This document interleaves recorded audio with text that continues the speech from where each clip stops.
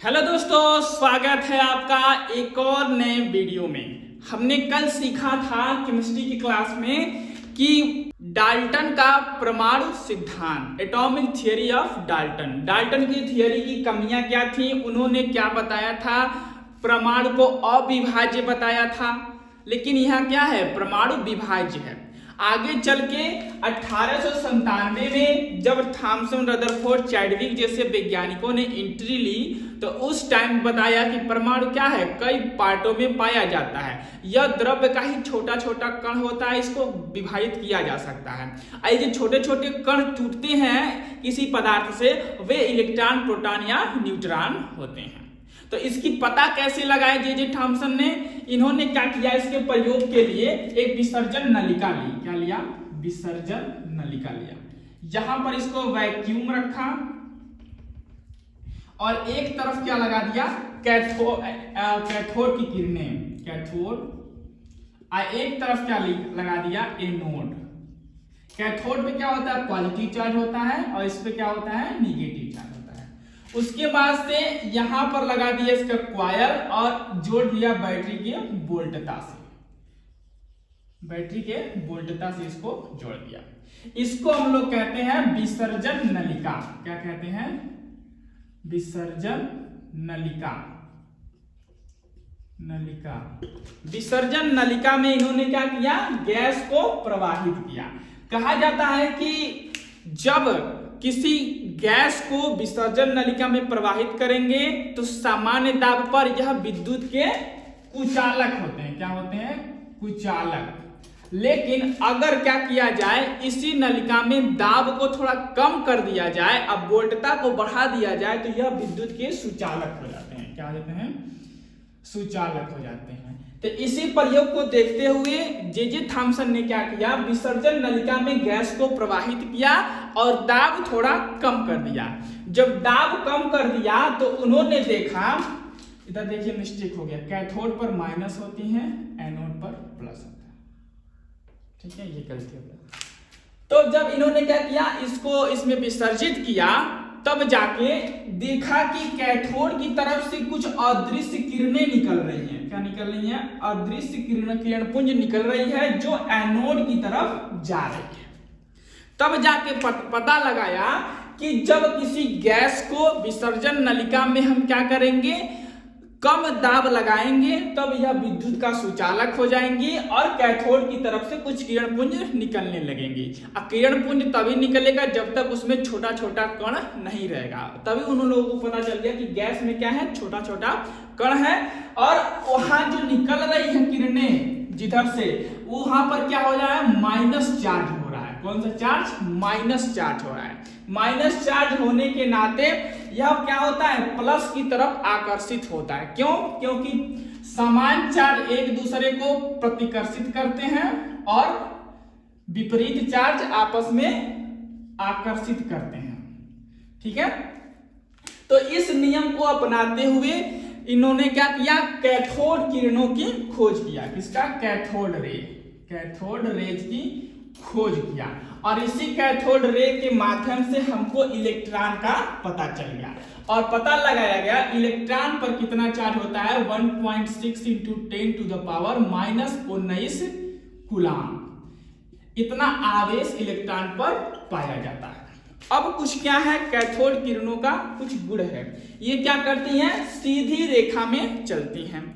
यह एल्युमिनियम, किसका? एल्युमिनियम, ये लिख दे रहा हूं डायरेक्ट, एल्युमिनियम की प्लेटों को भेद सकती हैं। इनके अंदर उतना शक्ति होता है कि एल्युमिनियम की प्लेट को क्या करेंगी, या भेद सकती हैं। और यह फोटोग्राफिक प्लेट को, किसको?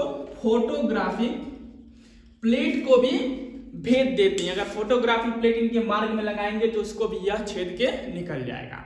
अगर बाई चांस इसके बीच में आप कोई भी पंखी वगैरह या कोई भी वस्तु रख देंगे तो इसका प्रतिबिंब क्या करेगा, इसके विपरीत दिशा में बना देगा। इसका प्रतिबिंब बना के यहाँ पर हमको दिखाने लगेगा। अगर यह प्रतिबिंब या कोई वस्तु उसके बीच में नहीं रखते हैं तो हरे रंग का, किस रंग का? हरे रंग का किरण पुंज इनके कांच की जो दीवार है इस पे हरे रंग का किरण दिखाई देना शुरू हो जाएगा। तो इस प्रकार से क्या किया गया, कैथोड किरणों की खोज की गई और इलेक्ट्रॉन का खोज किया गया। अब हम बात करते हैं प्रोटॉन की खोज कैसे हुई है, यानी कैनाल किरणों की प्रयोग कैसे किया गया है। प्रोटॉन की खोज का श्रेय लगभग किसको जाता है, रदरफोर्ड को। किसको जाता है, रदरफोर्ड को। लेकिन उससे पहले हम जानते हैं गोल्डस्टीन कौन थे। कौन, गोल्डस्टीन।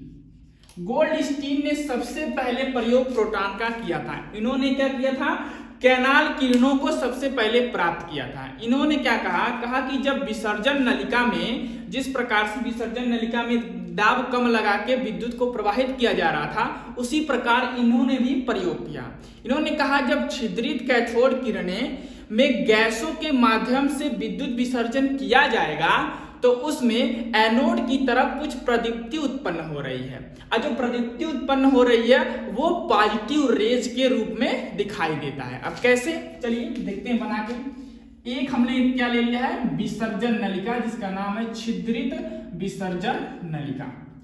एक तरफ क्या लगा दिया, एनोड लगा दिया, एनोड यानी पॉजिटिव। एक तरफ क्या लगा दिया, कैथोड यानी निगेटिव। इसमें क्या करना है हमको, इधर प्लस माइनस ही है। जब इसमें छिद्रित कैथोड विसर्जन नलिका में हम गैसों में विद्युत धारा प्रवाहित करते हैं, तो जब कैथोड की तरफ हम विद्युत धारा हम प्रवाहित कर रहे हैं, तो इन्होंने बताया, गोल्डस्टीन ने, कि एनोड की तरफ कुछ प्रदीप्ति उत्पन्न हो रही है, यानी इसका प्रदीप्ति किधर बन रहा है, इधर पीछे की तरफ बन रहा है। यानी यह साफ है कि जब कैनाल किरणें इसमें जाएंगी तब पॉजिटिव रेज के रूप में एनोड की तरफ खींची हुई चली जाएंगी। उसमें क्या था कि कैथोड किरणें क्या कर रही हैं, पॉजिटिव किरणों की तरफ जा रही हैं। इसमें निगेटिव किरणें जो है निगेटिव की तरफ जा रही है, लेकिन इसका उत्पन्न जो प्रदीप्ति हो रही है किधर जा रही है, एनोड की तरफ जा रही है। तो इसी जो किरण एनोड की तरफ आ रही है उसे हम लोग कहें कैनाल किरणें। क्या कहा गया, कैनाल रेज कहा गया।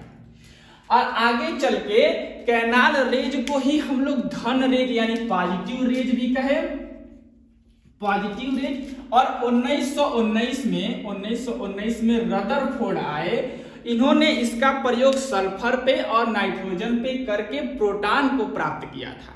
इन्होंने क्या प्राप्त किया था, कैनाल किरणों को प्राप्त किया गया था, जो वास्तव में क्या थी, प्रोटॉन का एक रूप था। लेकिन रदरफोर्ड ने 1919 में साफ कर दिया अपने प्रयोगों से कि हमको प्रोटॉन मिल गया है। अभी उनकी भी मॉडल, रदरफोर्ड का मॉडल भी आगे आएगा, उसको हम लोग बताएंगे, ठीक है। तो कैनाल किरणों का कुछ गुण होता है, ये भी क्या करती हैं, सीधी रेखा में चलती हैं। चुंबकीय क्षेत्र में जब इन किरणों को ले जाएंगे तो यह विद्युत का सुचालक बन जाएंगी।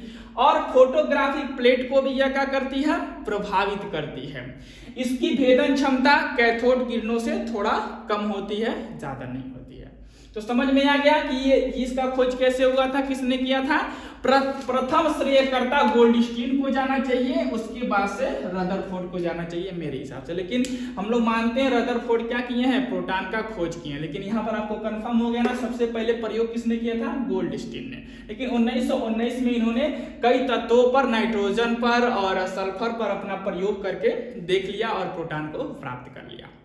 अब हम जानते हैं चैडविक ने क्या किया था न्यूट्रॉन की खोज के लिए। न्यूट्रॉन की खोज किसने किया था, जेम्स चैडविक ने। किसने किया था, जेम्स चैडविक।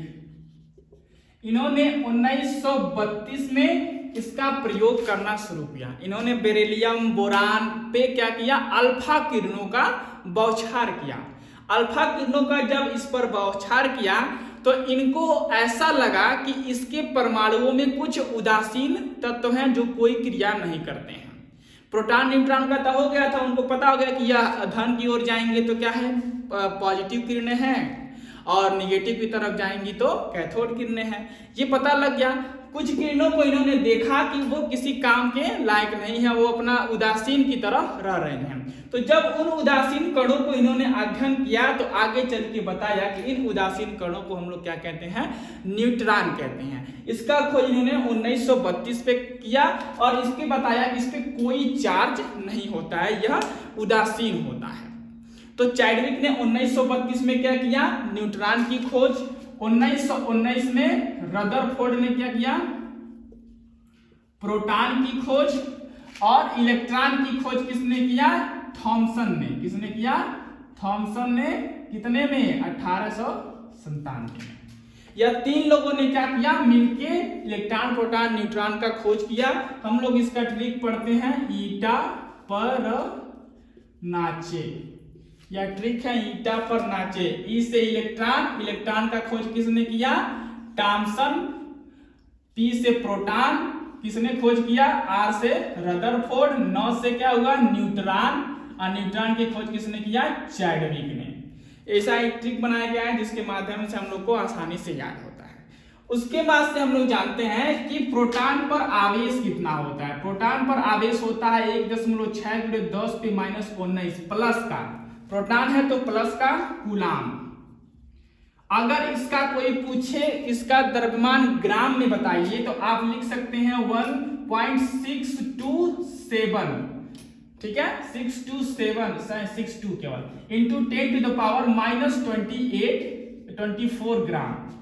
अगर आपका कोई पूछे कि आप बताइए इलेक्ट्रॉन का भार, तो माइनस में 1 इंटू 10⁻⁻19 गुलाम हो जाएगा, और यह 9.1 × 10⁻⁻28 ग्राम में हो जाएगा।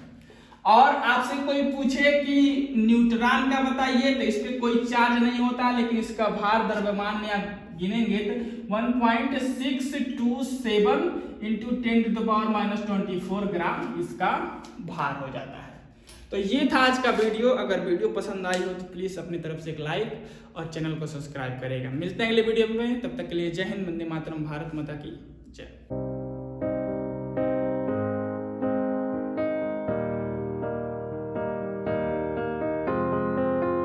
I will run, I will